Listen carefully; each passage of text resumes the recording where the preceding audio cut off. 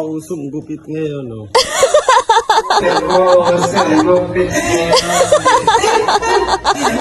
Wow, sumgupit ngayon, no? Isang mapagpalang umaga sa inyong lahat mula kay Buknoy Palaboy TV. Ulit-muli na naman maglalaboy si Buknoy Palaboy TV.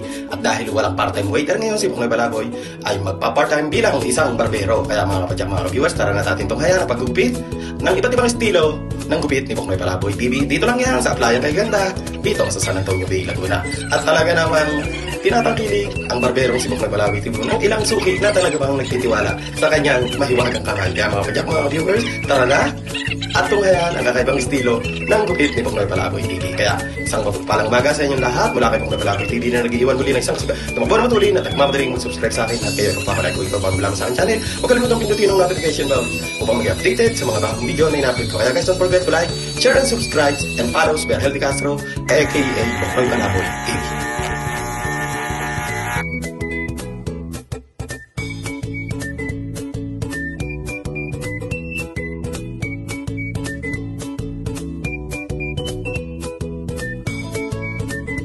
Ayan.